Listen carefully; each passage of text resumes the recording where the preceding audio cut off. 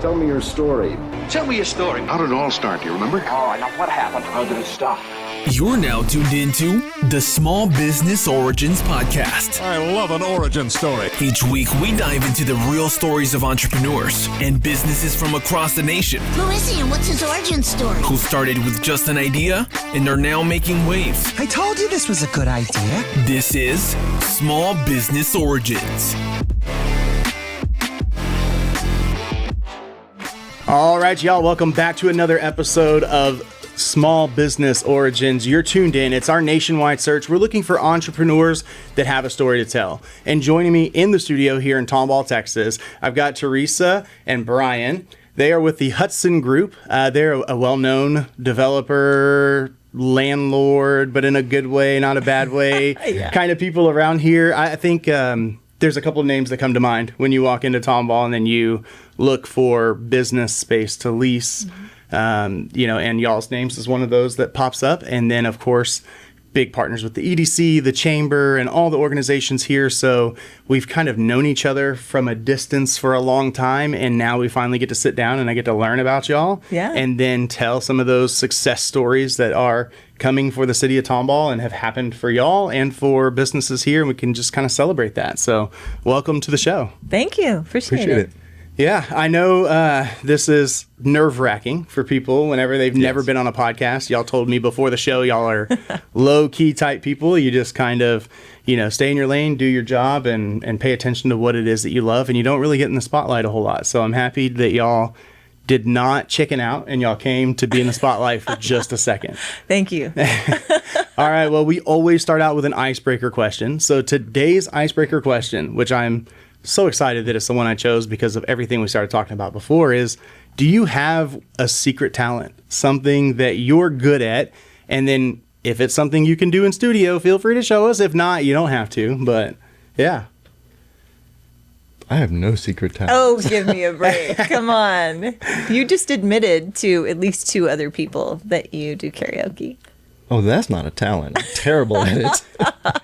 Yeah, I will That's just a vouch for wishful that. thinking thing. That's fair. That's fair. I mean, and karaoke is all about having fun. So it's not even, it doesn't have to be a talent in the way of, I'm really good and sound like a famous singer when I sing. It's just, I enjoy doing it. So I like it. Piano, though, we talked about piano. Play That's piano. true. Yeah. Yeah. He can lay flooring with the best of them, honestly. Yeah. He does. It's a beautiful floor whenever That's he has awesome. to play floor. That's not exciting, but it's true. I mean, It's very true. I guess for most people, probably not exciting. My dad actually owned a flooring company. So growing up, I was in the flooring business with him for so long. From like 4 or 5 years old, I'd just ride in the truck with him. And I think it's where a lot of my entrepreneurial, enjoyment came because, just like that statement there, people are so quick to just say, well, I don't really, it's not exciting or anything else. I'm like, it's exciting to me. I love business. I love entrepreneurship. I love, the boring stuff to some people. But it's just when you're a kid riding 200 miles around the greater Houston area, down to Lake Jackson and back up to Hockley and Conroe and everywhere else, it's like, okay, this is fun. Yeah, 'cause I'm just chilling with Dad. Yeah. That's awesome. Yeah, I guess similar to you, I actually kind of grew up doing karaoke. I'm not going to sing on this episode because there is another episode of me singing. Oh. Wow. So it was just a quick little snippet. And yeah, I would do singing competitions and stuff in the Hempstead, Waller area. And then really where I got the start was I was 13 years old. And after we were done, my dad would drop me off one of the days of the weekend, and I would just sit there and tear up all the floors in a house. And then he would pay me cash for the weekend. And then when he was done running all of his errands, checking on the crews, we'd go to the bar and I'd shoot pool. And then they would typically have karaoke on a Friday or Saturday night. And I was just like, you know what? I'm going to try it out. And then I met this guy named Woody, and he was the one running the show. And he was like, hey, my help is not doing this anymore and I need some help. I'll pay you $30. You're already here with your dad anyway. All you got to do is unload my gear. I'll set it up and then load it back up. And I was like, okay. So I got $30 a night on top of the weekend money. And I would just sit there at the bar, sing, help him load equipment. And then, of course, that transformed into, let me teach you how to set it up. And then that transformed into go to some other shows with me, which then translated into, okay, well, you know where the trailer's at, pick it up and go work, as I got older, 16, 17 years old. And it was fun. Now we have OMG Event Co.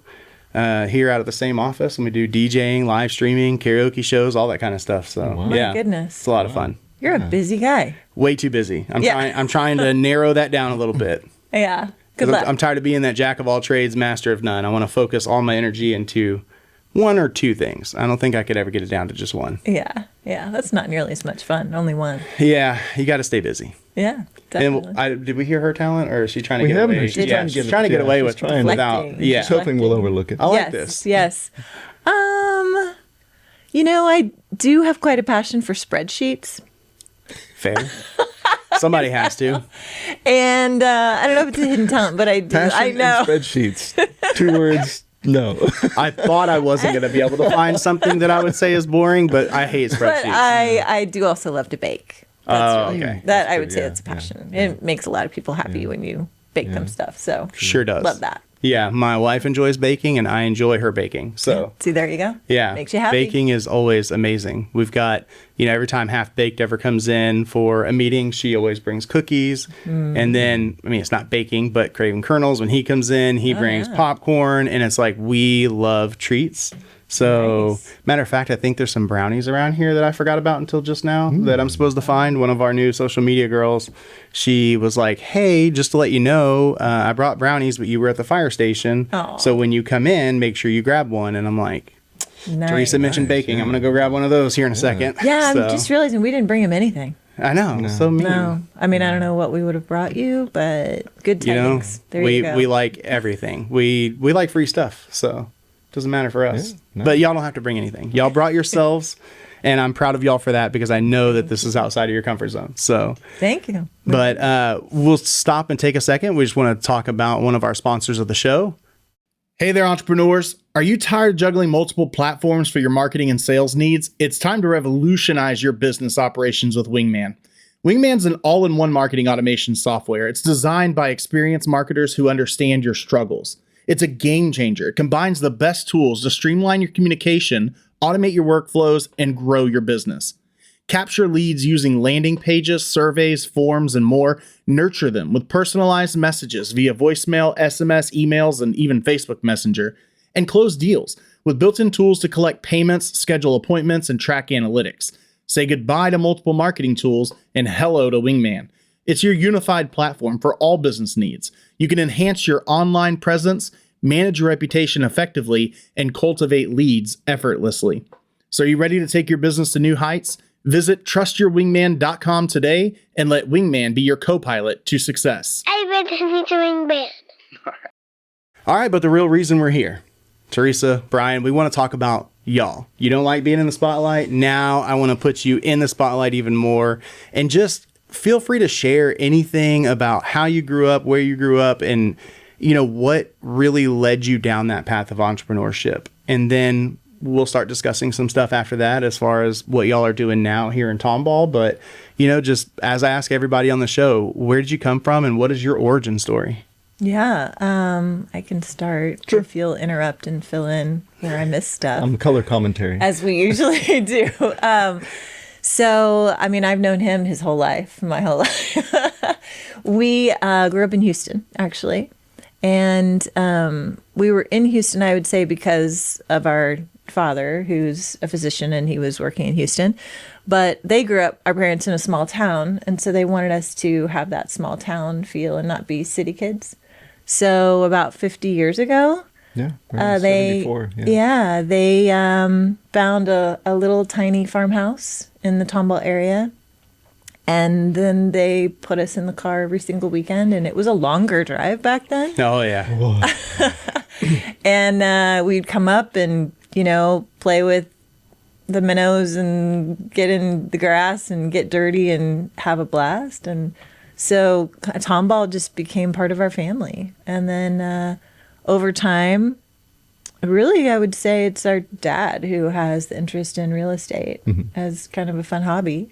Yeah. And over time, he and mom kept acquiring properties and eventually moved up to Tomball. Fast forward, moved up to Tomball. He retired 99, I think, and started getting more serious because he had to find another career, I guess, for fun. And we acquire, develop, and manage That's it. the different properties. And we still do that to this day. So Brian joined with our dad asking us to really kind of come and help. We had our own careers because we were older by then and had moved away. And Brian is a real estate attorney, actually. And so he was the first one that Dad asked to come and work. And that was how long ago? January 2007. Okay. First day so here. Wow. It's been a few days, few years. Feels like longer. No. No. I've enjoyed it. It's been great. Yeah. And they've done incredible things, honestly. I had really nothing to do with like that, the 300 Market, the fire ant development. That was all them from soup to nuts. That's the only one we've done. Our family has done. That's That early was ground up. Yeah. Wow. Everything else is we take the old, original Humble oil houses or something and make them so that they can be occupied by commercial businesses and that hopefully they can thrive. And then I moved back home with my family in tow in August of 2018. So not that long ago. And so I have the spreadsheet and operational side of things. And then Brian is really the vision and does all of the plans and knows the code. I call him the code ninja. Yeah. I do all legal, All legal, yeah. legal, I guess, design, code enforcement, liaison with the city on that side, operational side. Yeah. Definitely. So I guess taking your law background, and I came from, 25 plus years in public accounting.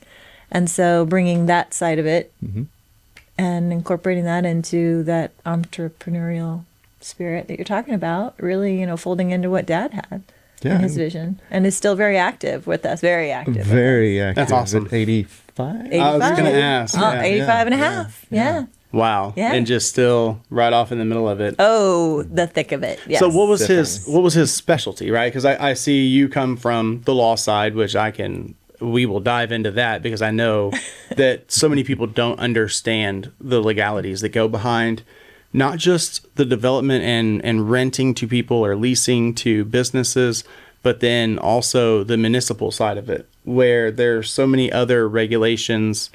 And you may be able to blow my mind on the county side with how many probably exist there that are different too. But I think it's probably something enforced a little less, maybe less of a worry, especially if you're in Harris County, I should say, because it's so large versus a small municipality like Tomball. There's plenty of time to kind of pay attention to that stuff. So I want to jump into that. But, Dad was a physician. Right. So how did that translate besides just from I enjoy real estate and then the obvious benefits of the investment side of it? What was his specialty when he got in? Was he doing surgery on or treating over here on this side of things? What was his benefit? He was an eye surgeon. So he would operate through a microscope on people's eyes and ended up becoming, I think, one of the premier eye surgeons probably in the United States. Wow. I know he has a patent on using some sort of dental tool technique on dealing with cataracts and cataract surgeries. Okay. Yeah. I mean, that's something that I can imagine. I don't know exactly when he started his career, but at 85 years old, I'm sure that it wasn't 10 or 15 years ago. He's been doing it a long time. Yes. And so the changes that he must have seen and then obviously pioneered in some ways, but then now all of a sudden this whole booming thing with laser eye surgery and all of these differences, it's got to be mind-blowing for him to see everything just absolutely explode. Definitely. And I guess, what was it, while he was practicing, I guess in the 80s, really, I guess late 70s, 80s, and early 90s is when I think he had surgeries Wednesday mornings, and then he would take off the rest of Wednesdays, and he would drive up to Tomball and find properties to buy. Wow. The properties that he had, he loves the rhythm of the deal. He loves making the deal. I think that's his favorite part. Once the deal's done, he's looking for the next deal. Yeah. He can do. And that's where we come in after the deal. Right. To try to develop, maintain. Because he needs an implementer. He does. He's dreaming. He is. And Well said. He is high level loves the deal and loves making things happen, and then we're operational. We come in and keep things happening. Yeah. That is a side that I've had to start learning here, because when you're a lean team, it's like I don't have a department. I can't just go, I love the chase. And so I love going to these networking breakfasts. I love being thrown out of my comfort zone, having to come up with a commercial and talk for 30 to 60 seconds. And then with a sponsor, it's like an additional time, and it's like I've got to learn how to just communicate on my feet and then immediately approach that person. And then it's easy because I am a people person, but I have to make them enjoy talking to me, make them want to speak with me. And it's like that challenge right there. That's the fun part, especially if they don't like you or they want to be elusive. And then you wind up turning them around. I mean, there's so many people that we work with in the city that when we first started talking to them, there was nothing for us. It's like, nope, like y'all are cool guys and, let's go have lunch, but I don't need it. I don't want to talk to you. And then all of a sudden the day that they're signing, I'm just like, gotcha. Like, yeah, right? I told you we needed to work together at some point, and it's that feeling is amazing. I'm not the spreadsheets guy. No, I don't like looking at that stuff and then thinking, okay, I need to do this today, this today, this today, and then make sure all this stuff is done so that, all this is, I've had to learn to love that stuff. And I think I tie myself to the efficiency portion of it because as somebody with ADHD, I hate inefficiency with a passion. So it drives me insane and it crawls under my skin. So it's like if I can make a process efficient, then I love it. I'll thrive. Then we can look at spreadsheets all day long. I just don't want to build them. But, yeah, that's but right. if you want to give them to me, and then I'll take a look at it, analyze the data, all about it, especially if I have a good efficient system for it. But I don't want to put it together. So I love that. So Pops was really like, he was the guy who he wanted to run the business, find the deals, land the deals, and then just needed an implementer to come in and say, this is how we're going to run it. Yeah. And I think it's great to recognize and really celebrate the different strengths that people have. 100%. And it's worth mentioning that it's not just the three of us. There's Salvador Medrano, Oh, who's yes. worked with our family for 25, 30 right. years. Yeah. He's amazing. His knowledge of construction and really putting into motion and through to completion of what our dad's idea was of whatever the project, large or small, might be. He's so talented. Salvador is incredible. Yeah, Salvador's always been a huge help too, since prior to coming on with us and working with our dad, he was a building inspector in California. So he's got that knowledge and background that when he came in, not only did he have 40 years construction experience, he also knows the code in terms of just what he could and couldn't do. And it was really helpful, especially in the early days when the two of them were just working together, my dad and Salvador, how to build it, how to properly build it. Yeah.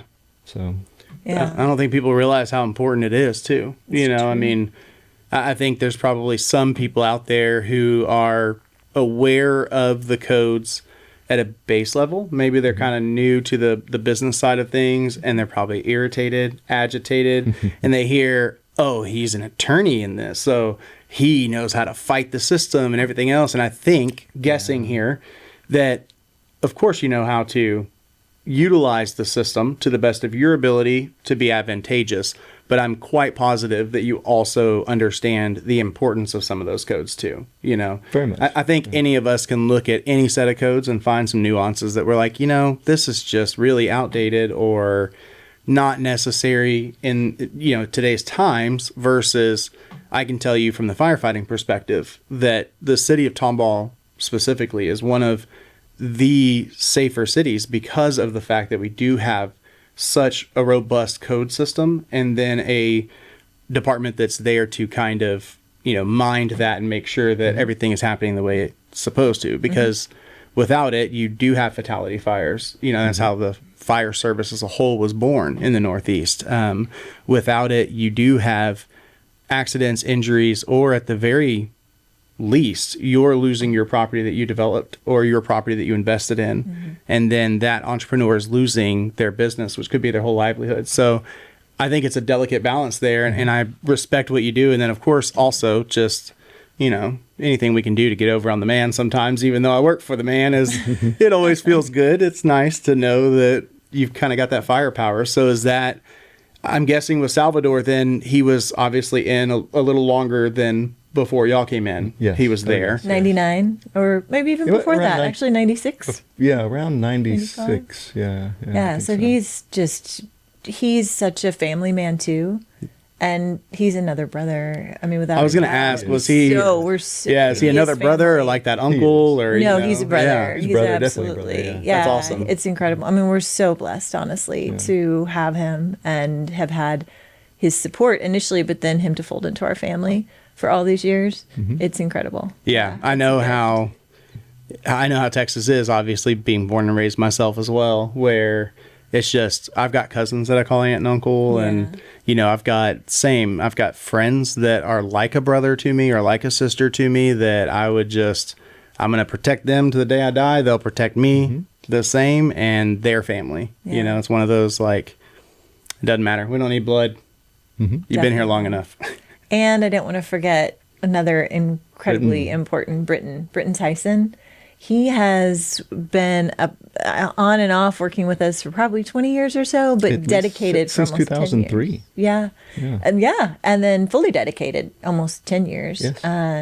And he's so talented with the finish work. Creative artist. He is the artist. So good. He has such talent and so many ideas that none of the rest of us come up with when looking at how to tackle this one. There's always something that's wonky and crazy because it's the charm of Old Town Tomball, which is where we focus our business and our passion, for small businesses and what we do.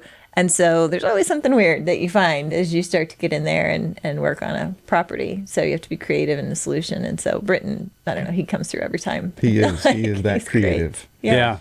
Yeah. I mean, I've seen, obviously, many of the properties that y'all manage to this day because I've been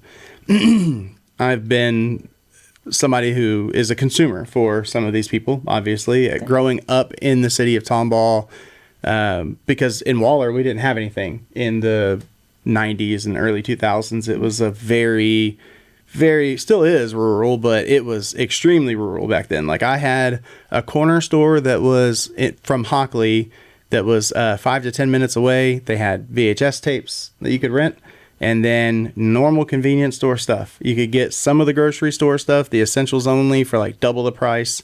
So if we wanted to go grocery shopping, you had Harlan's in the city of Waller that you could go to and still pay about double the price, but get all the groceries you need, minus just Tomball. Obviously, it was much further along back then, as it still is today. And so it was much more developed, and there was, albeit it was just a single side, the tree was not involved in the parking lot yet, and it wasn't a super center, it was just Walmart.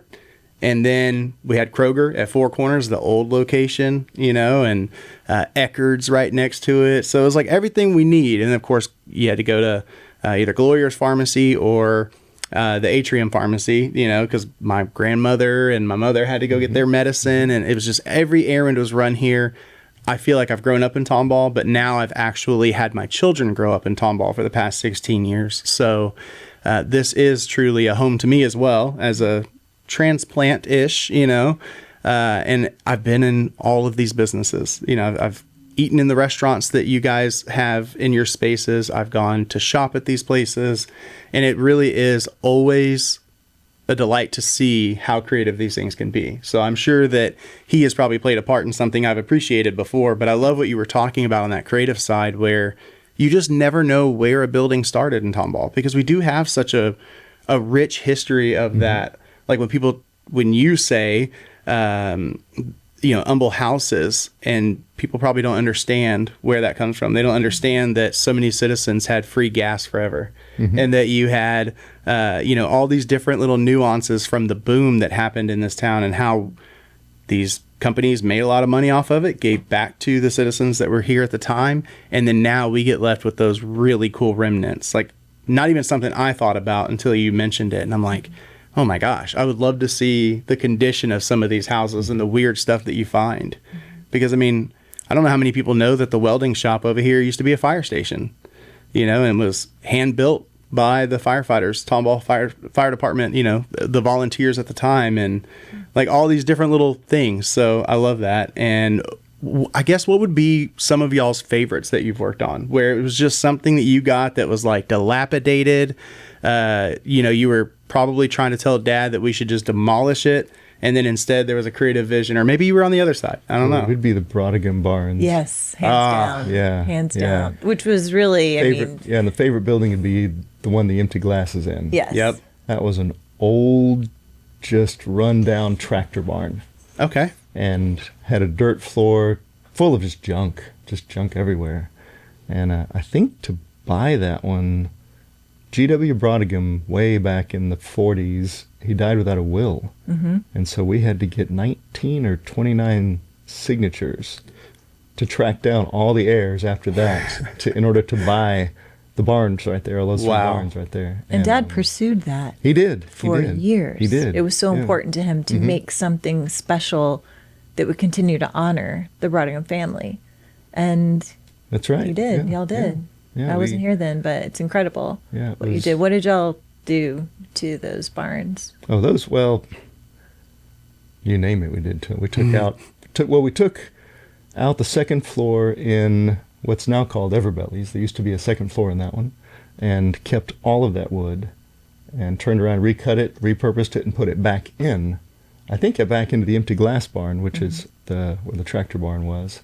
I think Hee-Haws used to be the old chicken... Nani's? It's okay, the you can old say it. Nani, yeah, it used to be Nani's. Part of that, though, it was the chicken slaughterhouse. Yes. Oh, the okay. Brodigans. Yes. That's no cool. longer. No longer. But And the floor in it actually had a concrete floor, but the floor was heavily sloped towards one corner to a drain. That was the blood drain. Right. And the blood drain is still there on the outside. We just came in and poured an even floor inside, but if you walk around the backside, you can still see the blood drain exit. On That the back is of the so building. cool. it is. It's very cool. Not a lot of people want to hear that when they're eating. I know, there, but yeah, because it's a restaurant now, so you don't want it, but I'll sit at the table and tell my entire family as we're eating tacos and dipping like birria tacos into the consomme and everything. I'll so just, good. it doesn't bother me at all. So this is the 1940s chicken slaughter barn.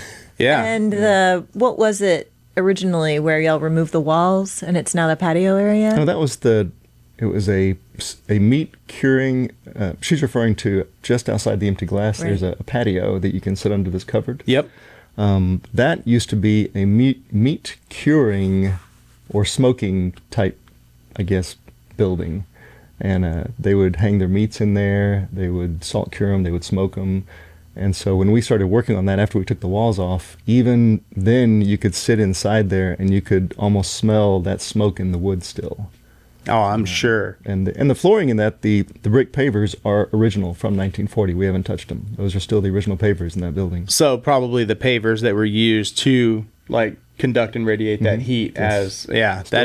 Still there. That is so killer. I, as someone who has been all through those buildings, because back in the day we were a little short-staffed, so we would have our lieutenants or captains that were on duty at the fire department would sometimes get tasked with going to do some of these inspections, which of course meant as a crew we were tagging along because it's like, hey, this is a learning opportunity for you who's going to have your inspection stuff eventually, and just, a whole thing I could go into about firefighters knowing these things so that they know what type of protections exist for them and they know what doesn't look right, so that we can, oh, wait a minute, somebody's done something to this back door or this egress point or this roof access or, what have you. And so we've walked all through, I know exactly where you're talking about there, all through that stuff, just kind of looking at it, but I never knew. I remember seeing Brodigams, especially when it was Brodigams as a restaurant prior. And so I knew that Brodigams had a tie, but I never knew who the Brodigams were. I thought maybe it was just some Tomball folklore or old family from Tomball that just kind of, had a restaurant there in this building. Like I had never knew this intricate story, which is so interesting to me. I don't even know where to begin. It's so exciting. It's like, when you take those buildings and they're so just torn apart and you're doing all of these things to kind of change them around, what kind of a true tie to that building do you have when it comes time to lease to other people? Because like, you know, zero shade at all. I love people who know what they want. Right. But Beefy Marketing got told no, you know, because we were like, we love what this family's doing. We love this, like this building style. But y'all were like, hey, this side of town is for restaurants and for boutiques and not. Do that. I don't know if Yeah, Brian yeah. knows, but I did apologize to you and Andrew Oh, recently Jesus. because I did tell them no. No apology They wanted needed. to move into, I think it was Houston Street. Yes. It Yeah. might have been 110 or I think I 111. remember, yeah. Yeah. And it's just not the vibe for Houston. 100%. I'm sorry. Y'all are amazing. But No, it just was not the vibe. That's we were why hoping I for. ask. So- 100%. Because I know as a marketing agency that vibe is not just something that's like, you know, oh, this is just a cutesy saying. Like, that makes sense. You have to, especially as a developer who's leasing, if you don't have that vision in mind of what you're looking for and then you let anybody in, then it's not going to have that vibe. And Old Town Tomball, you're not going to bring that clientele. And honestly, it doesn't just affect you, because if they can't pay their bills or someone else can't, that's a problem. But it affects the people that you care about when you put these people in those buildings. So there is no shade at all. Well, I appreciate that. We do often tell people that it can be tricky to become our tenant. It's not some sort of, you know, club of any sort. Right. But we are really intentional about which businesses go where when they do approach us. We take no credit for the amazing success of the businesses that happen to be in some of our spaces, because we have incredible folks who are running those businesses and love what they're doing and their impact on Tomball, not ours, but their impact on Of Tomball, course. to make Tomball, especially Old Town, what it is. Y'all are a part of it, but Well, you we can be happen to have humble. space. I get it. You know. But, you know, just to look at Houston Street alone, to look at, you know, Callie's has been there now for 6 years, I want to say, and the organic, oh yeah, some great you know, food. vegetarian, Plant Kingdom food that I know really nothing about is incredible what they can do and how well known they are. Because it doesn't taste like cardboard. No. That's the crazy part, right? Whenever taste, yeah. I'm not an organic vegetarian type guy, and Yeah, I'm like, that yeah. place is not garbage. It's actually really good. I like Yeah, it. So it is. It's very good. props to them. And then you've got, you know, the yoga studio, the massage with Gina's Massage, she's homegrown gosh, Tomball yeah. too. And she's leased from us 3 different spaces over 20 plus years. And then her mom leased Deborah's. That's right. Her Mom's mom. Deborah. That's right. Deborah's, That's or now where Cheers. Cheers is in the village. I was going to say, so Deborah's used to be, or Cheers used to it be. used to be Deborah's, and Right. then wasn't there one in between? Barbo's, I think, is what it was called. I can't They tried to remember. make it into like a New Orleans style something. Oh, and then it I thought became there was something in between. Cheers. Yeah, it's been Cheers for a while now, though. But the point of, and then Honor Society approached us and like, of course you've got to be on Houston Street. Love them. Yes. Amazing podcast guest. And- Amazing Yeah. purpose. Yeah, they're Yeah. great. And great folks. And great coffee. Yeah. Perfect And- example of fitting a vibe for the street. 100%. Right. They Right. perfectly fit the vibe for the And we street. continue to grow, I would say, with them. Their space continue to grow with, you know, the new porches that come, because people come in droves from not just Tomball to come and drink their coffee and just to be a part of the community that they've created there. Gray's, for example, that house, 208 North Elm. I love their restaurant love for the multiple house. reasons, but yeah.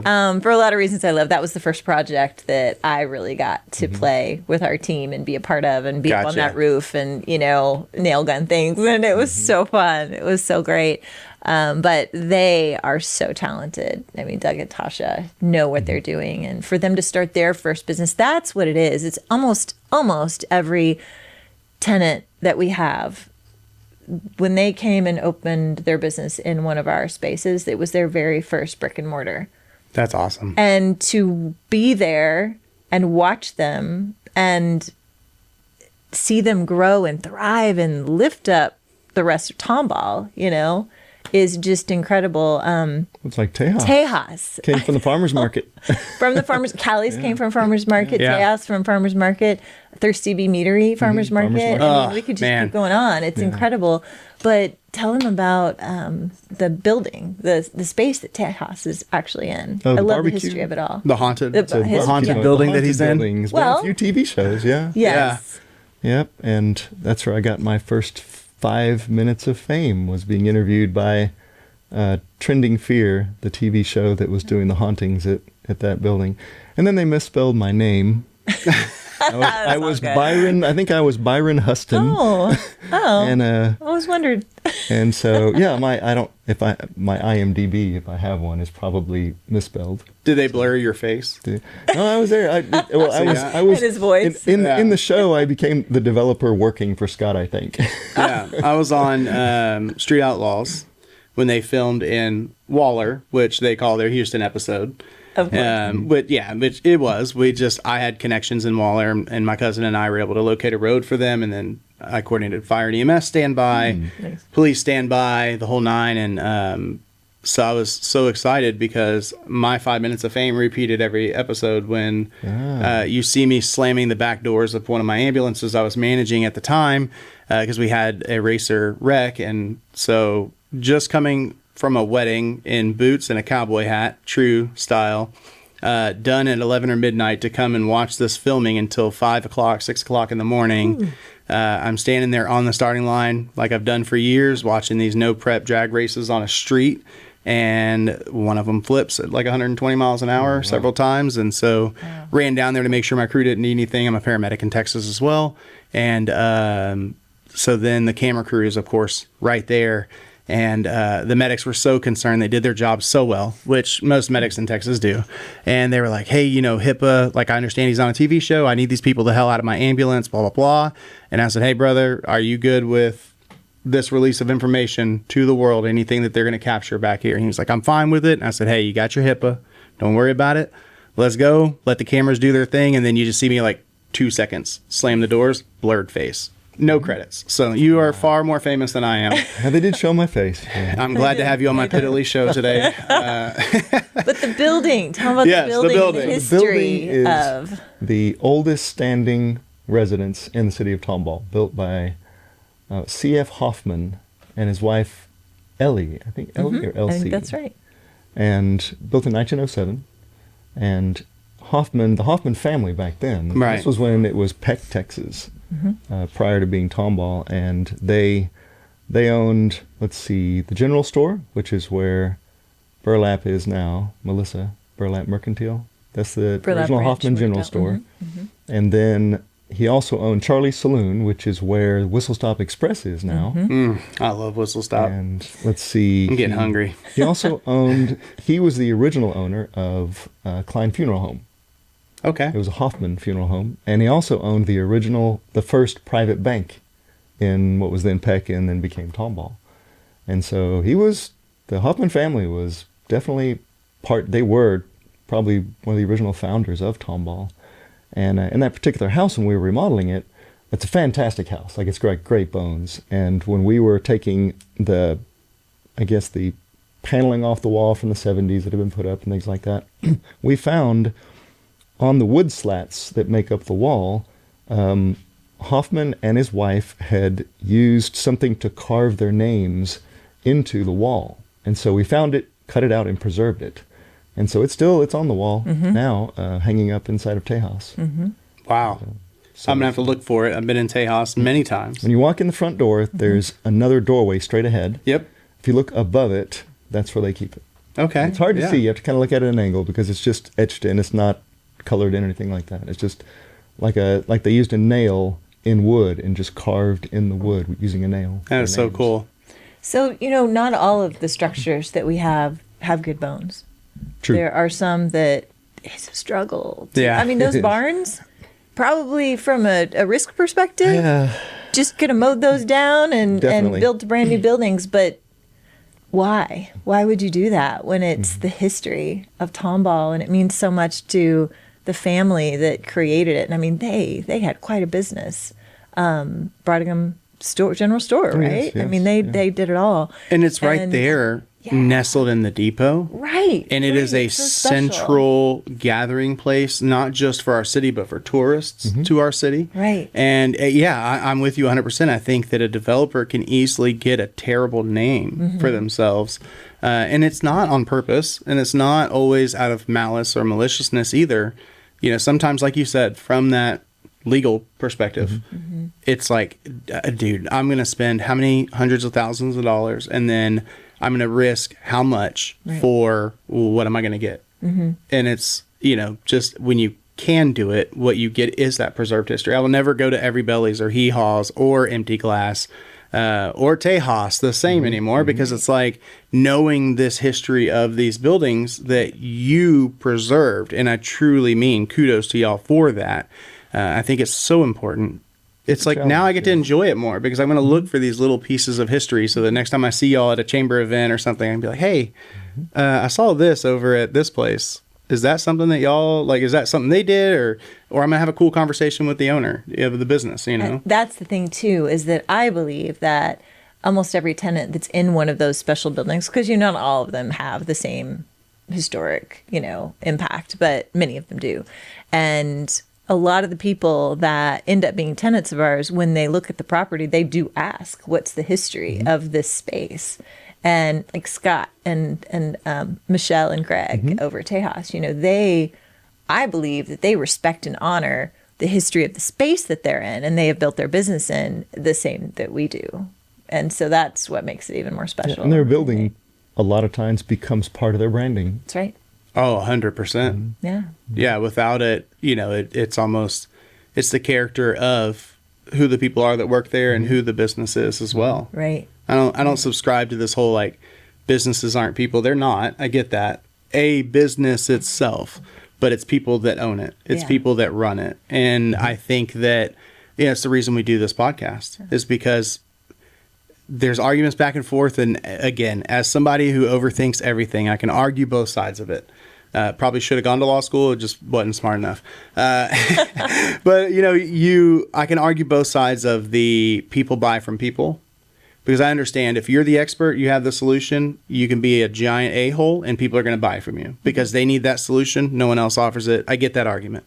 But in general, especially when it comes to, I don't need to go pay a bunch of money for nice items that are nice items of clothing or for really good barbecue and chocolate or for anything. I don't have to go pay money to eat out or buy things from that kind of a place. I can go to a department store and get it from China. I can go to a resale shop and benefit a good nonprofit. There's plenty of other options that I have, but I choose to go there because of the people that are there, the story behind that business. And that's why we have businesses on the show, is to truly brand your business with the storytelling and kind of capturing your audience's attention. And I think that they should lean into it. That's probably what makes them so successful and a good business owner. I think so too. I saw last night I was going to bed and I like to go to sleep with something playing, go figure, on the TV. And so I was watching this old 2008 show with Tina Fey, or it's a movie, Baby Mama. And the story doesn't matter except for the fact that she's a developer. She works for this big development firm and she goes into this type of small town. And that is kind of what the town wants was, hey, we want you to come in here and actually be a good neighbor, be a good part of our community. And of course, they're a big, bad billionaire law firm that's looking to come in, demolish, and then rebuild what they want. And it's like that fine balance. And I think that y'all have, it seems like, found that. And I think a lot of developers in Tomball, I don't know, what do y'all think kind of credits? I'm sure that there's some companies out there that aren't the same, but it seems like most of the developers that I know have that common mindset of like, we can't mess with the city. We have to enhance it, not demolish and build something different. Yeah, that's true. I think what you were talking about, where the average developer anywhere, I'm talking about just a generic developer, they're in it for the money. They come in, they clear cut everything in sight, they build strip centers, they do things, and they make a lot of money doing it. We have a very different approach. We go in, we try to preserve a building.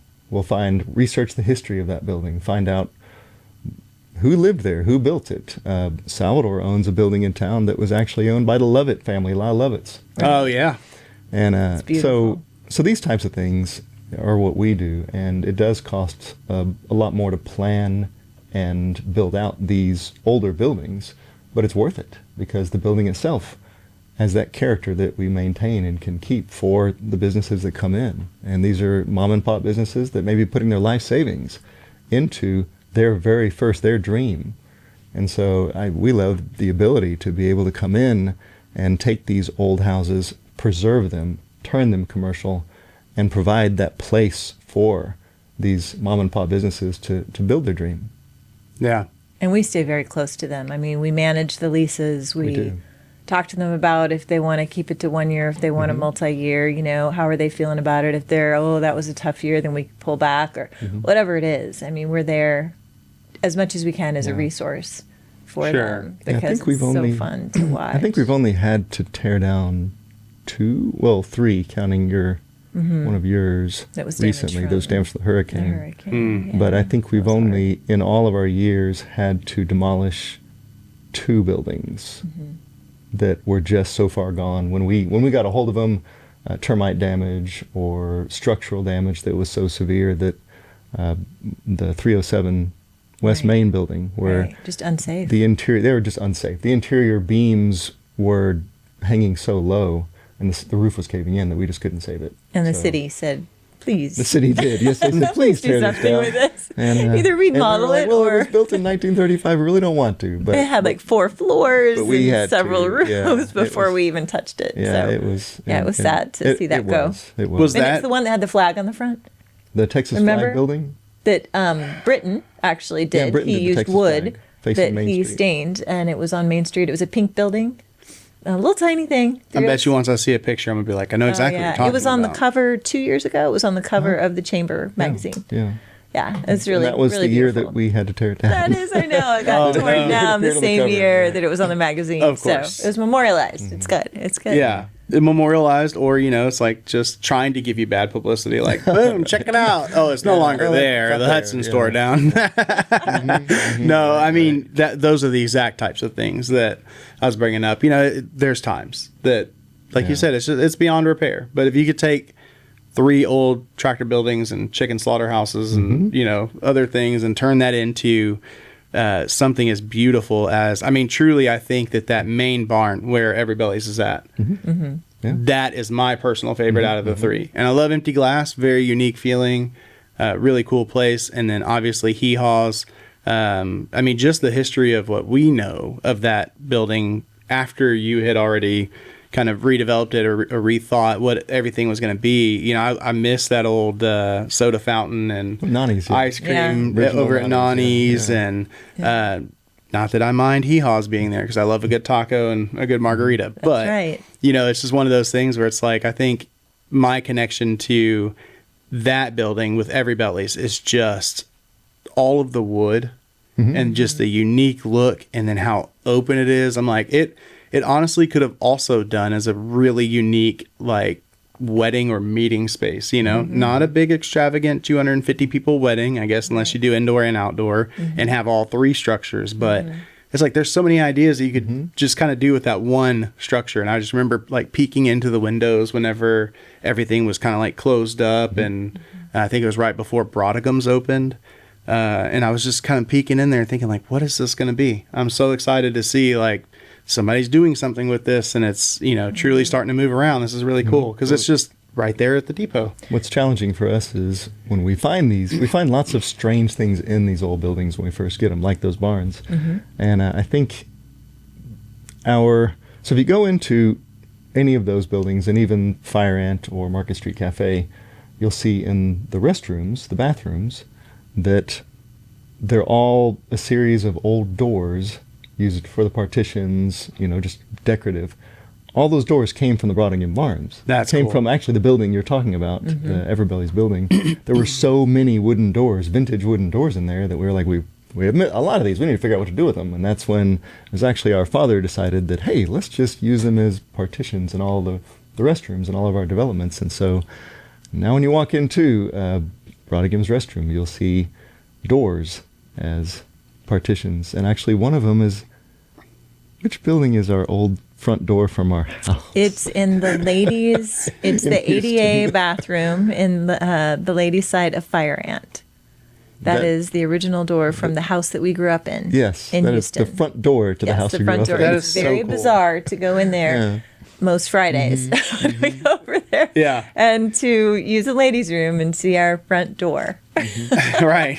But it's still pretty cool. And I think that one of the light fixtures that hung over our breakfast table is also Over one of the booths. over one of the booths I at think Fire one or two, Ant. yeah, one or two of the lights Yeah. fixtures over their booths came from our house. I'm never going to look at anything the same ever again. There's almost always something behind the things that you will find, at least in any of the properties that happen to be ours. And I would say that repurposing items that once had value, but maybe someone just sees it as an object now. I mean, that's, I would say, one of our dad's superpowers. Definitely, Honestly, he's definitely. really good at that.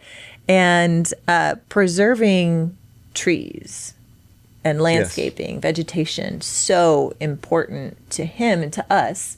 But he will go to great lengths. The tree that is in the middle of the courtyard of, as we're talking about, the barns, you know, there was to be no development and not even a deck built over that because the sidewalks had to be far enough away that it didn't disturb the root And we built them structure. high enough. We built the sidewalks Very high. almost on the ground Yes. to not disturb the roots for that giant pecan tree. Because that pecan tree is probably over 100 years old. Oh gosh, and it broke our hearts when the 120-year-old tree at Tejas, it had to be yeah, cut down yeah. because it was getting so old and so dangerous, and then the bees were taking it over. That was heartbreaking. Yeah. And we had it taken down over 1 or 2 years in stages because we thought, all right, let's just take this part off and maybe it'll come Try back. to give it a chance Oh, to come yeah. back. And then limbs started falling, and it's where families are eating. You know, we couldn't do that. And the day I remember the day that they fell that tree, and it just pounded the earth as it hit the ground. It was so sad. 120 Yeah. years. Yeah, but I mean, it's just so important. I mean, the length history of of time it Tomball. takes for the size that you get. It's Right. like 120 years, and it's nothing compared to some of the trees that are, you know, out in denser areas where you look and you're just like, this is so huge and amazing. And then obviously, I'm sure it was still. I'm again, if I see a picture, I'll know exactly what tree you're talking about. I was probably there one of the days that it was being taken down, but it's like, you know, just it was probably a huge tree. Oh, yes. And it's like Beautiful. 120 years, but it pales in comparison to some of the trees on this earth. You know, some of the Oh, trees in absolutely. Texas. And it's Absolutely. like, it's Yeah. just, it takes so long to get there. So I'm with you. It hurts almost. I'm a nostalgic person. So it's really, like, truly, if y'all, you've got an old building that you're just going through a bunch of random stuff and you need somebody to come give you some commentary that doesn't matter and is not helpful in any way, I would love to sit there and look at all this old stuff with you. Because I also think of those same things. You know, it's like standing in the Alamo and looking around and thinking, man, where are my feet right now? And then the fact that someone that is a historical figure we learn about in school may have stood in the exact same position I'm in and looked up at the exact same wall the exact same way, you know, and it's like, that's just cool for me to think about. So even though it's a bunch of old doors, Right. and it's so possible that there's just a Brodigam somewhere that was just like, oh yeah, all those trash old doors, chunk them in that old barn we don't care about anymore. You know, like maybe that's what happened. right. I Absolutely. like to think. Absolutely. I like to think that there would be a Brodigam who's no longer here, or there is a Brodigam somewhere that's a distant cousin relative with a last name that's different, has no idea, that is just like, that was a piece of my family's history. right. You know, or there's something the same way that y'all use that front door and the, you know, it's like, oh, it's just so weird. You walk into the bathroom and it's like, but y'all said yourselves, you don't truly have any plans to sell these things off. Like, you want to keep No. these buildings in the legacy. family and Right. in the business and continue to lease. And so it's like, cool, you know, that until your great grandkids are walking through in that restroom one day, Right. they're going to be able to hear that story of, yeah, this was actually how your great grandmother and, you know, or your great whatever relative was a developer with their father in this business. And, you know, they put that front door from their house that's all tore up now. And Oh, yeah. I mean, in 2 of the properties, we have Brian's daughters handprint, I believe, in concrete. Oh, that's right. Yeah. And my youngest, we have his hand actually right outside of Craven Kernels when they poured that. And you're right. I mean, we're not here as a flash in the pan or whatever is that they say. Tomball has been in our family for so long, and we're not going anywhere.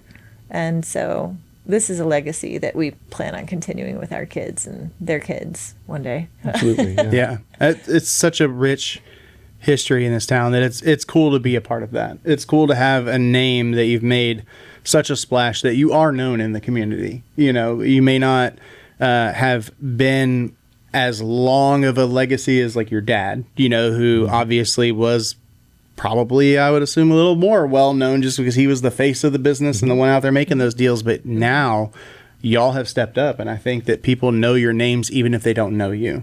Today was the first day I met you, but it's not the first day that I've known you. You know, it's like you're scary, isn't it? I know, right? It is. It's like You never know all what that the means. things that we talked about. No, you know, it's just your name does precede you in a town like this, and then it is really cool when one day you are going to be gone, and maybe it's your name that'll be etched as a Graham or a Klein or as a, you know, one of those things that is so just well known and historical to Tomball, where it's just going to be like, oh yeah, this is, you know, these are the Hudson buildings. I would be humbled to know that. Actually, I hadn't really ever thought of it in Yeah, I that hadn't really- context, yeah, but I hadn't thought about appreciate that. that. And there's so many people that could have that legacy.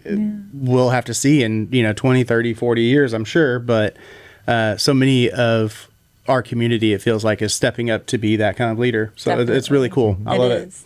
And I would say it's probably more unusual these days to work with family Yeah. and to work well Yeah, we get along with great. family. We do. We've always gotten Yeah. along, Yeah. always. I honestly cannot remember a time. Yeah. Okay, maybe when you took my brand new radio, that Sony really cool radio, and you took it to the beach right after I got it for Christmas when I was like 12. yellow Yeah, the one? yellow one. That you destroyed?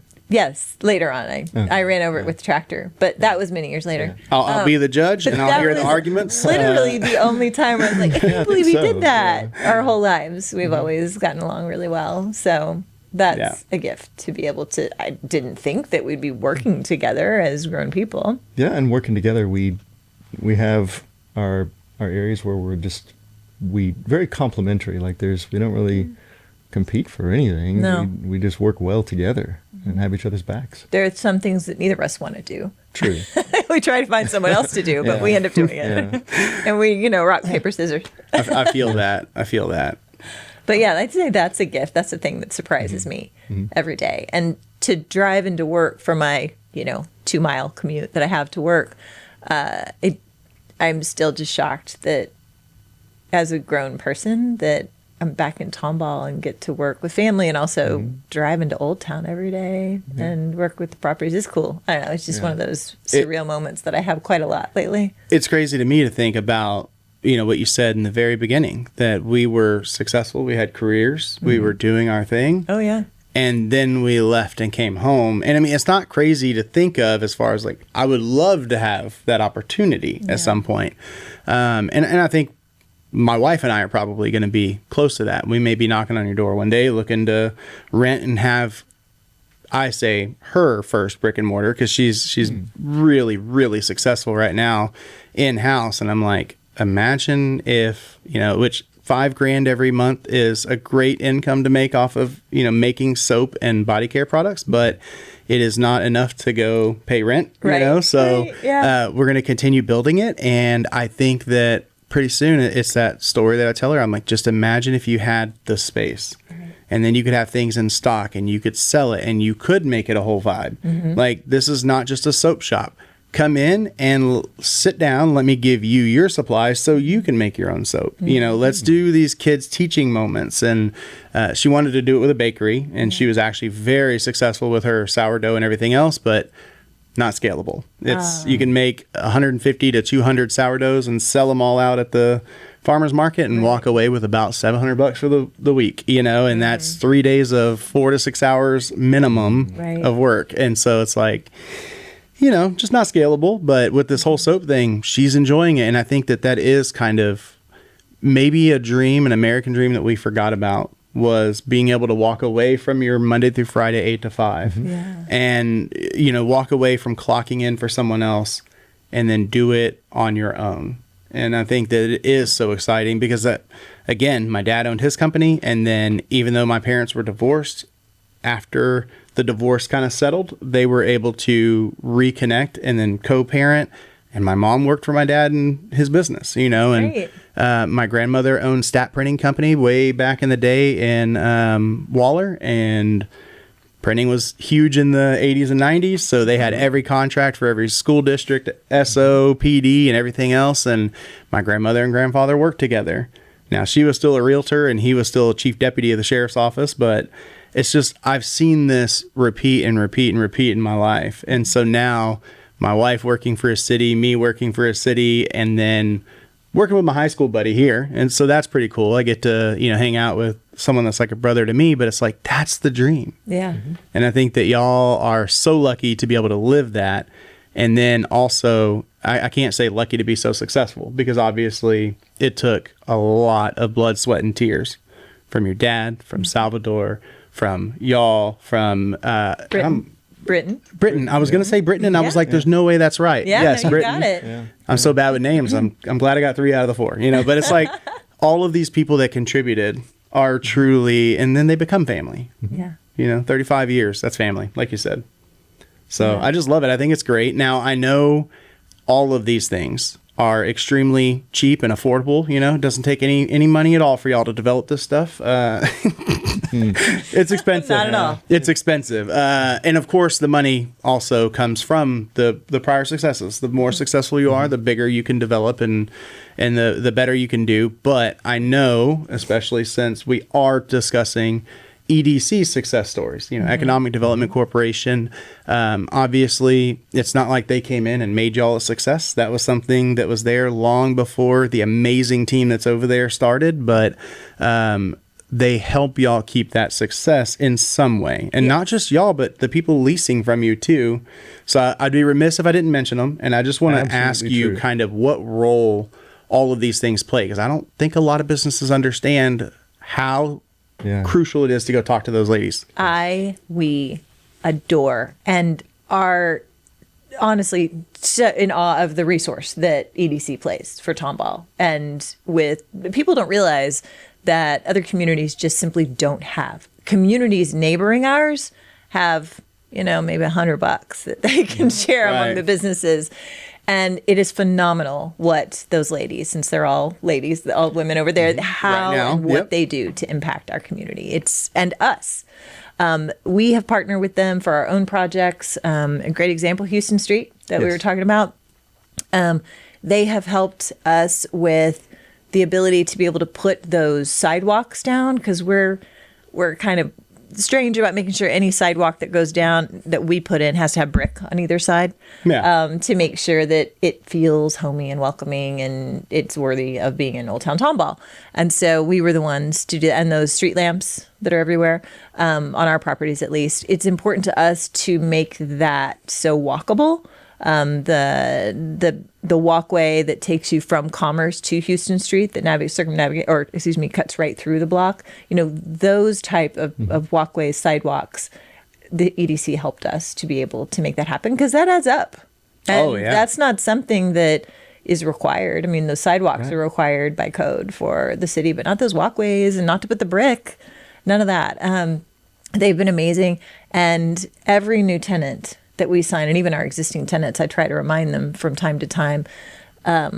Every new tenant, I tell them all about EDC and the grants that are specific to Old Town. I mean, how can you look that gift horse, and look away? There's so much value to really participate in that. And it seems so daunting, like, it must be a long application. Honestly, as I told them recently, I forward them Tori's number. Tori sits down with them and they walk through what their hopes are, how much it'll cost, and she fits them with the right grant. It's incredible. Yeah, they want you to take the money. They have got money to give. Right. And the reason is because of the sales tax, right? Absolutely. That these people, these small businesses earn for the city.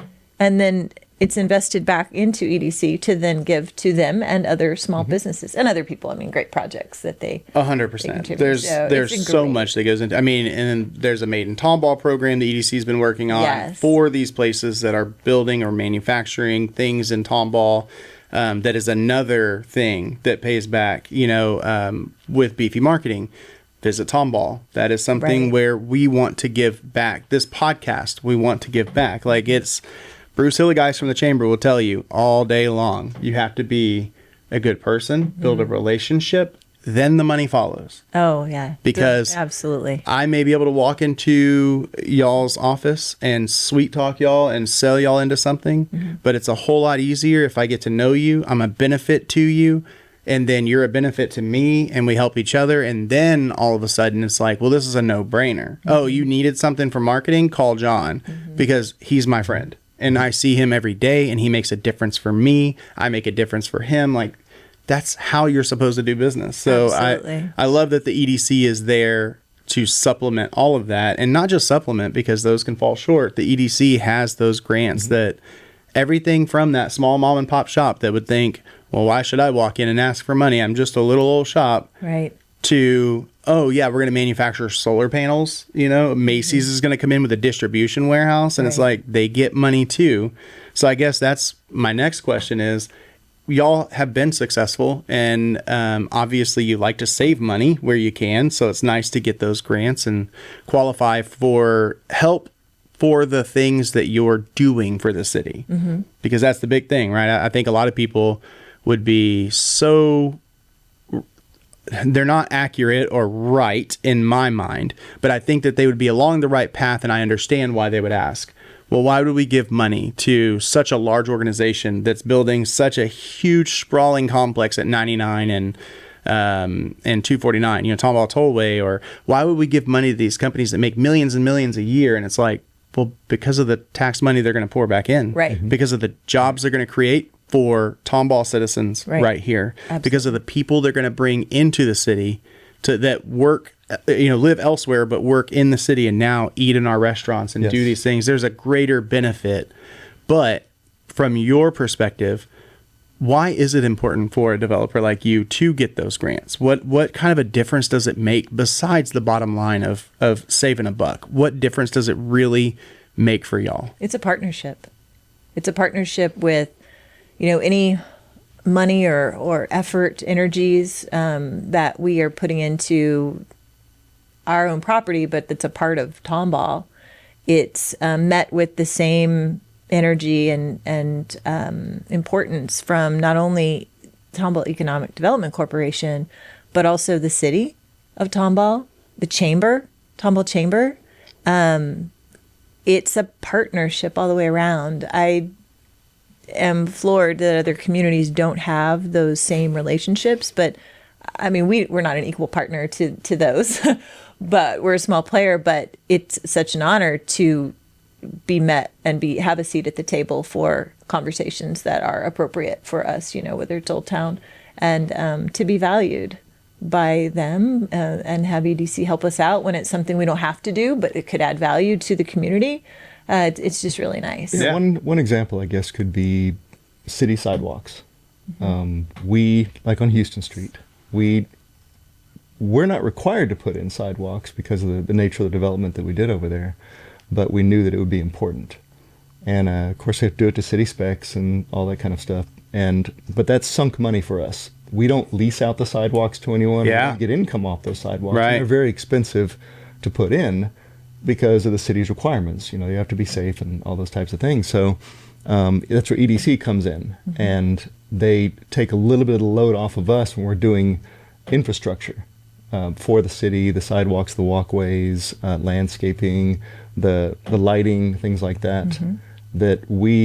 It's sunk money for us. We just we won't recover that money, and we're certainly not going to raise rents for the mom and pop shops because we purposely keep them lower to encourage first-time businesses and things like that. So the EDC money allows us to sort of tailor how we do things to still cater to the mom and pop shops. And it all kind of is all one big ball where EDC helping us with those sidewalks, or EDC helping us with the landscaping, or EDC helping us with all kinds of projects to try to keep it so that we can provide those buildings to those startup businesses for their first brick and mortar. That makes.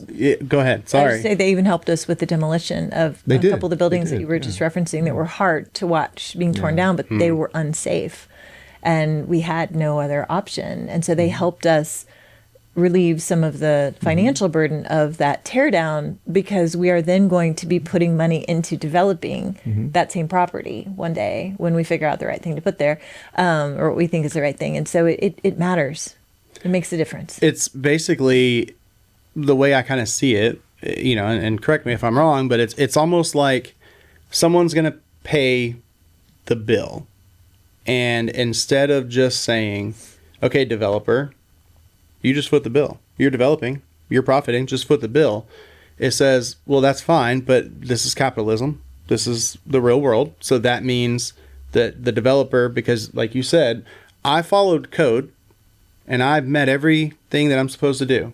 So I'm not going to put the fancy lights or the sidewalk or the landscaping because it's not required. That could be a response from someone. And then the other response could be, well, I do have this dream and I want it to look that way, so I'm going to build those things. But guess what? Person who's trying to start their brick and mortar, or person who needs some help that first year, which they should go talk to the EDC, needs some help that first year and can't really afford rent. And you're like, well, cool. Yeah, it was going to be $2,500 a month, but we had to do all these fancy sidewalks and everything to make sure we align with the vision. Someone had to pay for it. We're going to need $3,500 a month. Because like you said, you're not renting out that sidewalk, so you got to get the money somewhere. Right. And then that in turn is going to mean, oh, John wants to bring his daughter to this boutique to go get some really cool clothes. Well, guess what? He's going to pay more money because their rent is higher. And then it trickles all the way through and affects everyone, versus this says, hey, we're going to take that burden and we're going to take this money that we collected in sales taxes, and then we're going to give it to the developer who's building.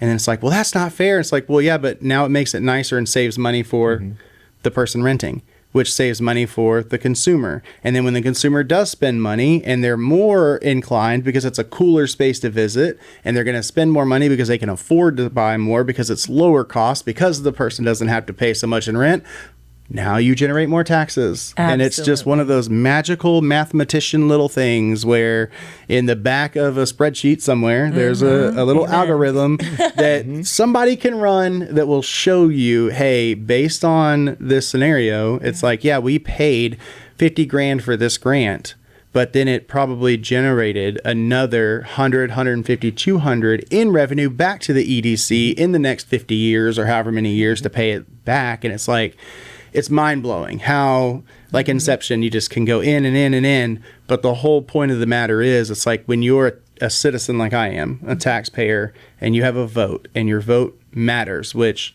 geez, that's another public service announcement I need to get out is, let's have more than 2% of our citizens show up to vote for things. This is so important in your local elections. Yes. But, when you throw your name in the hat and say, I want to be on the EDC board, and then you're presented with these types of approvals, or you go to a council meeting and you see council presented with the approvals by council for these approvals from the board to start dispersing these funds and things like that. And you think in the back of your head, screw that company. They're so big and they're so profitable. Why are they going to get a bunch of money from this? And it's like, understand that there's so much that goes behind it. Ask those questions. Right. Come to the board meetings and discuss with the EDC. Come and talk to developers like y'all, other developers that are in the city, other companies that are a part of those meetings, and just figure out why this is so important. Because I think if I got all that right in that long 30-minute spiel, feels like it really does. It's almost like playing with free money, because it's going to pay back in the end. It's just coming out of a budget right now, but it's going to come back tenfold in the end. Absolutely. True. It's the way it should work, I would say. And you need a way for people to safely get to those stores, push their strollers, or, use their walkers even. Not everybody is going to trudge over dirt to get to a store to spend that money. And you're right, it pours back into the community. That's the important thing. And by the way, do people know that they can go to all of those meetings that you just mentioned? Anybody can go. Yeah. And just to go and be aware of what's going on and what's coming down, and where they're going to change, zoning or whatever. That's a You big can ask deal. any questions you want to ask and say anything you want to say as long as it's in the right time. That is so true. And respectful. You and got your respectful. few minutes at the front of the meeting, and some of those don't have to be respectful from what I've seen. Well, it should be. As it Always should be. It respectful. should be. Always should be respectful. But then it's incredible. afterward- You can lean in and get so involved in the community as much Yeah. as you want. Yeah, I mean, I sat on. I'm limited because I do full disclosure work for the city, So I'm limited in how much I can be kind of a part of these things, just because obviously you don't want a conflict of interest like that, and I understand. But it's a fine balance as a citizen wanting to have a place to say my piece, and so even more than I already do, just as the person as I am, I may disagree with. I could disagree with something, completely disagree with both of you on something, and I can still be respectful, and we can still have a good discussion about it, Absolutely. and we can still be friends afterward. But not everybody can in this world. But when you're a city employee, you've got to kind of mind your P's and Q's a little more, because even though none of this has to do with the city, this is still, it could be a reflection, and it's just the sad reality we live in. So I get it. I don't want any conflict of interest, but I did get to serve on the charter review committee. So I got to, a lot of people don't know that we are governed by a charter, and that charter has to be reviewed, and it is an extremely important document, almost like the Constitution of the city of Tomball. Tells us what to do and how to do it, and those changes are very serious. And it was cool to be a part of something like that for my first time. I've never really been. I became HOA president last year, and that's like my first elected position. I say that with air quotes because it's an HOA, but in a 300 home neighborhood It's HOA. important. But Hey, it is, and I do. Someone needs to do it. I do. Wait, I did it because I wanted to be a part of the evil so that I could control the evil. Exactly. Or the perceived Yeah, evil. I think that's perceived. the biggest thing is that if you perceive the city or anybody doing something that's bad or wrong, go and pay attention and listen and talk. My first question is, when someone has a complaint like that, is what have you found out about it when you talked to the mayor, or when you spoke to a council member, or when you spoke to the fire chief if it was about the fire department, or whatever department it was? What did you find out when you spoke to them? Because these are people who care about our town. 100%. And I mean, EDC board, I should know every single person that's on the board, and I do know some of them, obviously, but not having it in front of me. But it's like there's a lot of people who are those business owners that are in your face every single day as a really good pillar in this community. And they're on the board making those decisions. Absolutely. So all the more reason to go talk to them, because they're just normal people. Right. Trying to make sometimes some tough decisions. Oh, yeah. And they care about how that's going to impact the businesses here. That's why local elections are so important. It's true. Because your vote, especially in the city of Tomball, Yeah. you could be one of 300, 400 people.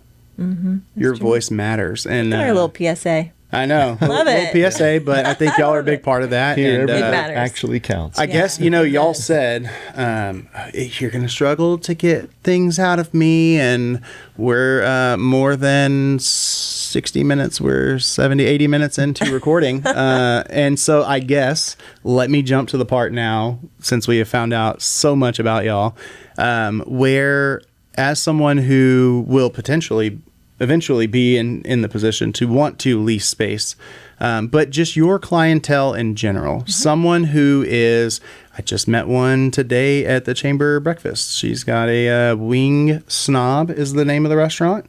So shout out to Wing Snob. It was her first chamber event. Awesome. And she's like, I want to come into the city of Tomball, and I need a space. So if y'all know anybody, and I'm like, I know somebody that I think I could connect her with about 300 people.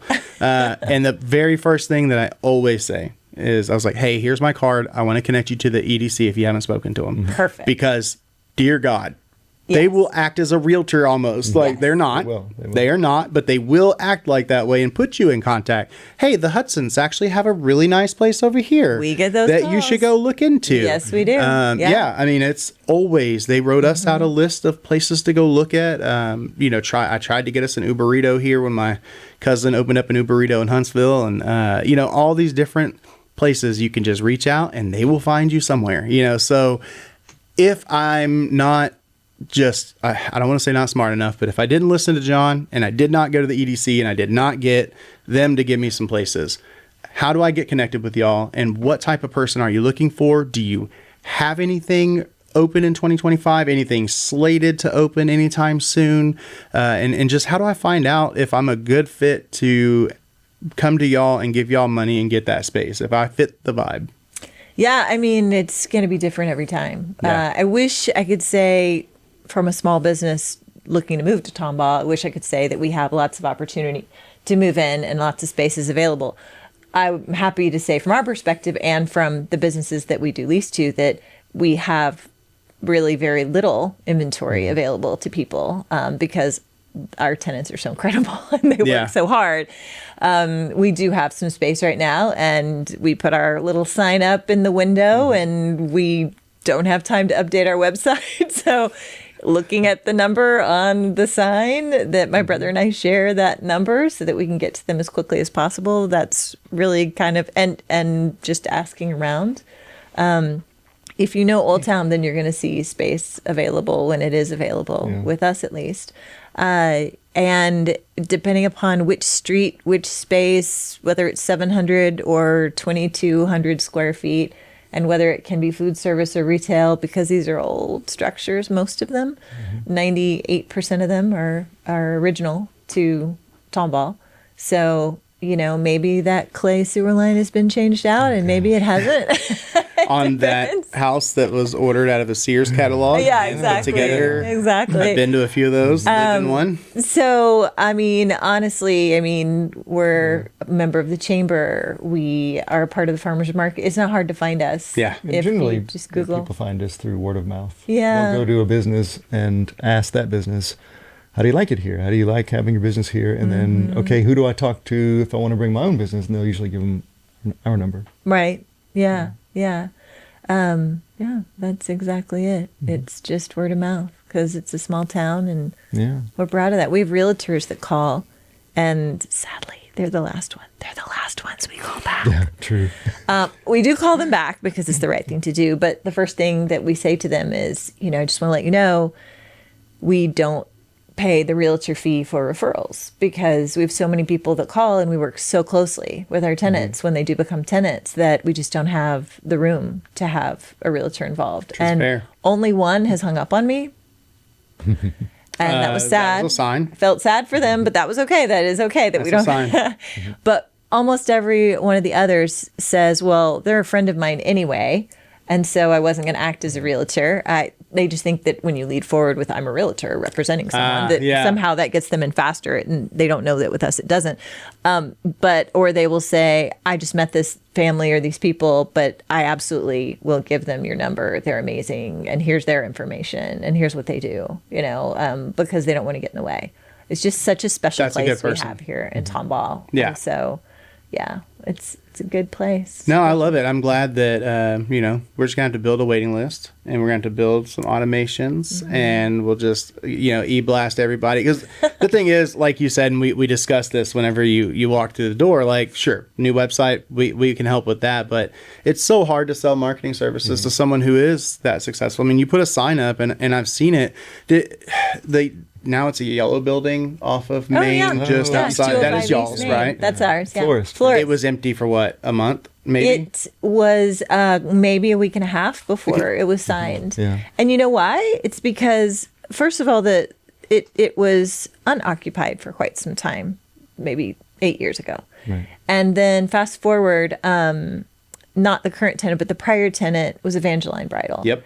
And they just do amazing, beautiful things to spaces that they're in, because this was the second space that they were in with us, and they I remember made we improvements. wanted the one that they left out of too for a it was another concept that Andrew was talking about, but anyway, yes, 120 West Main, the little beautiful walk down. And the floor, the epoxy, beautiful white floor that they have. Candace and Jason, man, they amazing incredible. people. And Tiffany, Fuller, Jason's her a fireman husband as well. I know him. Yeah. Candace and I have known her since we were probably 12 or Yeah, so. really? So yeah, we grew up together. I Our just dads talked were to in Jason 2 days ago. My dad was a flooring guy, and then her dad was a restoration guy. Oh, that's awesome. My dad would use him as a subcontractor. So they were in that space, and then they were there for a few years. And And then they have made some changes with their business. And so they needed to move out of that location, which, we're always sad to see I know. folks that we love working with leave, but respect and understand that. And then probably 6 months, maybe 9 months prior, we got a call from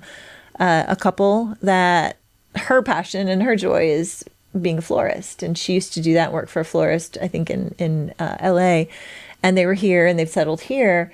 And I spoke with her, like I said, 6 or 9 months prior, and they wanted to move into a space that we just didn't have a vision for a florist. And it was also about a block from Bramble and Bee. That's our tenant and has been our tenant for years and years and years. And Love Nick and Maggie. We're not, yes, and we're not about undue podcast competition. guests. So Yeah. we are really strange about that too when we learn about a new business. If it's anything like barbecue's not ever coming in one of our Right. spaces in Right. Old Town Tomball. It's just not because it's Tejas.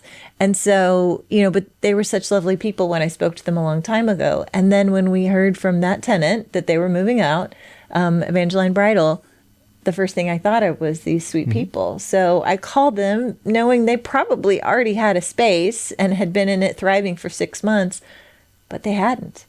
And they decided they were going to hit the pause button when we spoke months before, and they were thrilled. They came and looked at it, I think, the next day, and then we had the lease signed within, a week. Everything happens for a reason. Yeah, and they have turned that into something that is so funny. Everyone mentions that yellow color, but everyone notices Oh, that 100%. yellow color, Yes, and yeah. they notice that it's a new business and it's a flower business. Yeah. So how could it not be happy yellow? If it was a marketing statement, I'd write on the side of the building, "This ad just paid for itself." Exactly. Yeah. Exactly. Why is my building what you call ugly yellow? Well, that's because it caught your attention. But it's amazing Yeah. to see the decisions that some of these folks make. That It's theirs. it is just very special. Right. Is it a color I'd paint my house? No. But man, what a good decision for them Yeah. to do that. And so, normal kind of, I say normal leasing circumstances, but I'm assuming that pretty much the general principles of leasing are pretty sound in, this lawyer's perspective here, and everything is kind of squared away, but there's probably some room for then you can paint it what you want to paint it. You can kind of within reason build out some stuff inside, or what's the big benefit to renting from you versus going to someone else where I'm just going to get a landlord versus a partner? I'll let you answer that. We generally allow tenants to do whatever they want inside the building. Outside the building, especially in Old Town, we ask them to just simply send us the colors you want to use or the architectural details you want to add, and just so that we can take a look at it to make sure that it fits with the street and the vibe and the businesses around it and things like that. But I don't know, you got anything to add? We're pretty easy to work with. Really. I mean, we think we are. Yeah, we think we are. Might want to talk to some of our tenants, but we think we are pretty laid back. With us, it's, and I've heard this from several people, it's difficult to get into one of our buildings. Yes. With our waiting list and our pickiness, because we want to choose a business for a particular building or area of Tomball that will gel with the businesses around it, and so everyone in that area is lifted up and makes even more money and more successful. Right.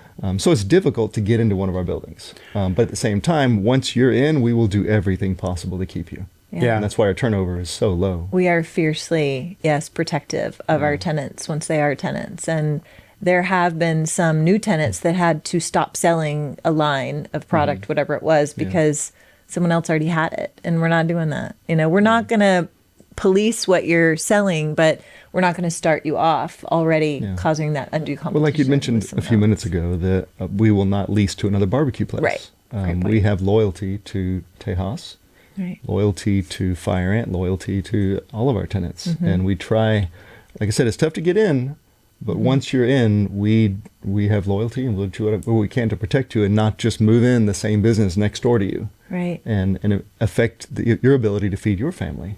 100%. A point that you've made in the past that we haven't talked about recently is when we look at blocks that we own property, we look at it from the perspective of if you anchor it with food service and then have retail around it, folks need to eat.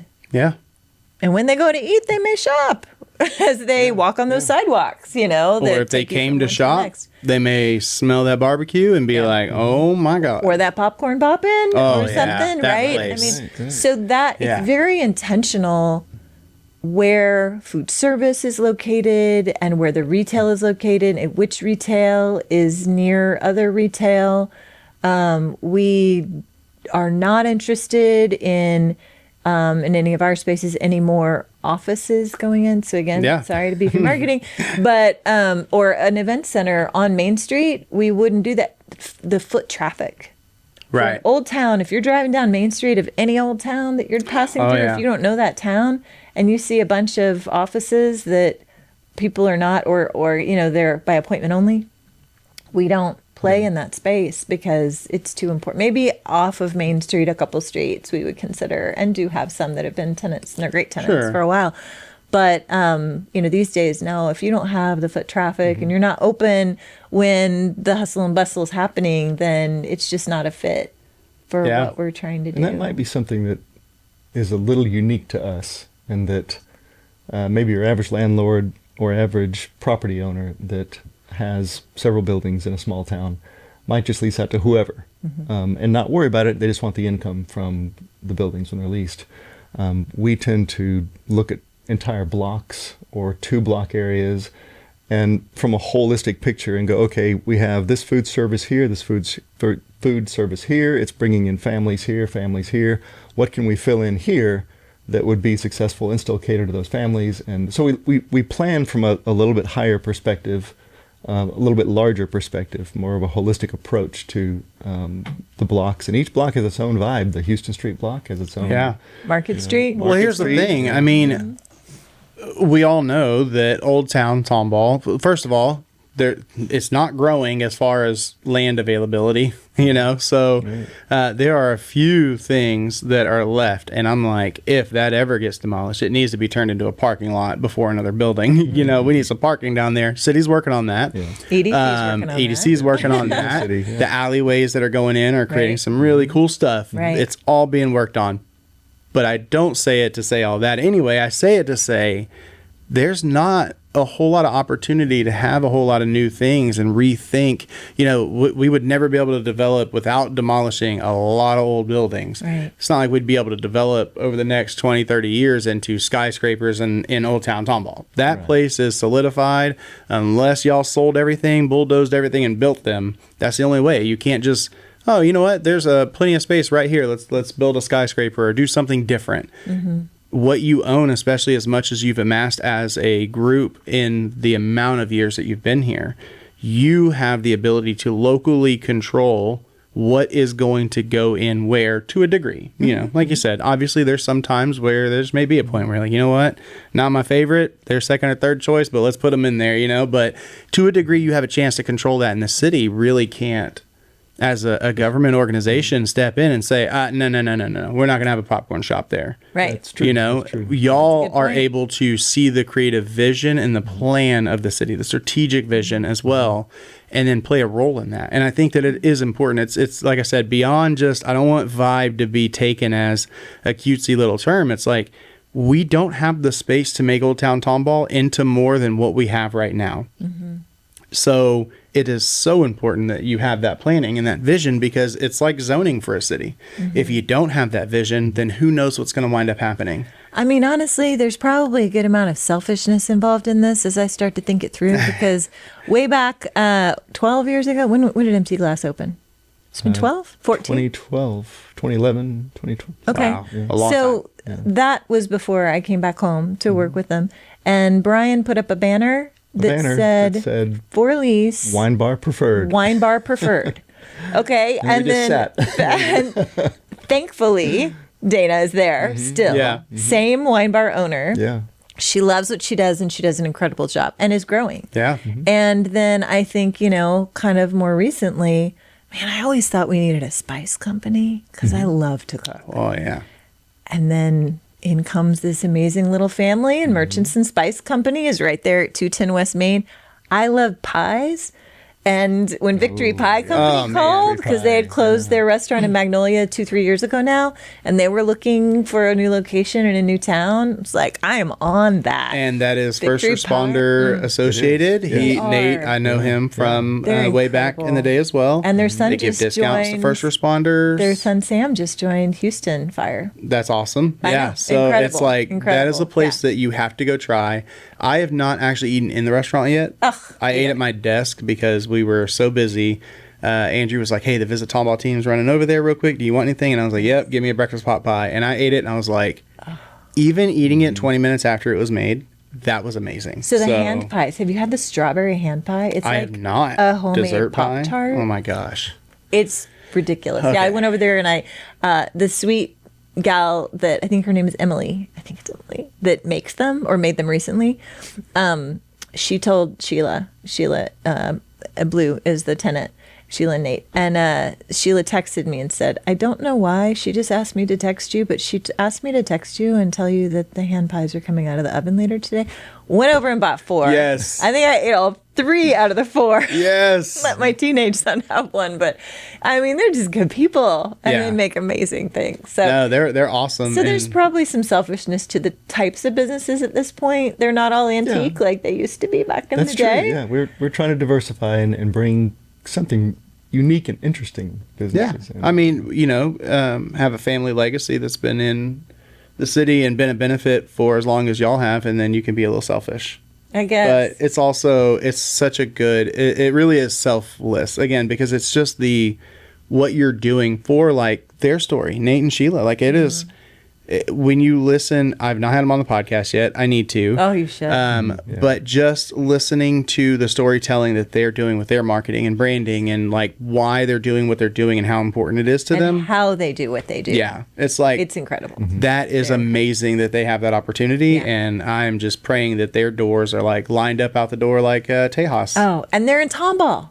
They came to Tomball. Yeah. And what they're now bringing to Tomball, not just in sales tax dollars, which that is there, but what they bring in their service and in their product Yeah. is just incredible. Yeah, I mean, it's so special. I get all weirded out. And Yeah. goober No, out I on- think geek it's- out on all that. It's so special to see what people do when they come here. If they're, in the right space and they have the right business, it's really fun. Agreed. Well, I mean, I think we talked for like an hour and a half longer than y'all thought you were going to be able to. Probably. So I am Probably. super stoked for this. I think it was such a good episode packed with so much really good information. And of course, thank you to the EDC for kind of nudging y'all in the direction of being here and saying, Yes. yeah, you kind of have to go. I didn't say that, but No, but they... we would do anything for them. If not you, it would have been somebody else, and who's more deserving. Y'all were definitely one of the success spotlights, one of the places that deserves that success and that spotlight. So I'm glad that y'all came and partook in it because though, we don't want to have to twist your arm and make you feel uncomfortable doing it, it is such a good thing to be here, and I'm just delighted to have y'all. So. Yeah, we're honored. It was a lot of fun. And I guess I should end by saying that our sweet 85-year-old yellow hard hat wearing dad that's out in the middle of Old Town all the time, probably more than he should be on the In fact, project. his local nickname is Yellow Hat. It is Yellow Hat. Is that he still to this day and has said for as long as I can remember that we're going to keep doing this as long as we're still having fun. And sometimes I do ask him, are you still having fun? Because today did not seem like, Yes, I am. Leave me alone. whatever may have happened that day or in that moment, in that conversation, is this still fun? And he's like, sure it is. It is. So much fun. We're still having fun. And Yeah. we're going to keep doing it as long as we're having fun. Yeah, the good days and the hard days, they coexist, and I think the good days are made a little better by the hard ones. So That's right. That's right. Especially with family. agreed. Well, listeners, thank you as well for another great episode here on Small Business Origins. We couldn't do it without you as listeners. You know, that is the support that we get from you. So liking this episode, sharing, subscribing to it, all that stuff, it helps support businesses like the Hutson Group, and more importantly, the businesses that they have a firsthand experience in helping as well. Like they said on the show, you know, these are people who are mom and pops building first-time brick and mortars up to successful companies that have been there for 10, 12, 15 years and are still to this day lining people up outside of their doors to come to their shops. So every bit of support that you offer means the world. And if you are local to the city of Tomball's area, even if it is just the greater Houston area, you got to stop by the city of Tomball. Come check out one of the many properties that all sorts of developers and renters and owners and everyone else has worked together to put together here in the city, especially Old Town Tomball. It is historic. It is beautiful. It is a place that you have to go. There's plenty to do, from shopping to events from the city to eating. You can absolutely get fat and then burn off the calories going to buy new size clothes right there in the same moment of the city of Tomball. And there's just so much to do. And thank you to our partner, the Economic Development Corporation, for everything that they do for businesses in this city, as well as for podcasts like this, and for people like the Hutson Group, who are just making a huge difference. So that's it for us. It's been another great episode, and we can't wait to see you on the next one. And as always, stay beefy, my friends. Thanks for listening to another episode of Small Business Origins. I love an origin story. If you like what you just heard, leave us a review, subscribe, and share with a friend. You guys, check this out. They're going to love it. You're going to love it.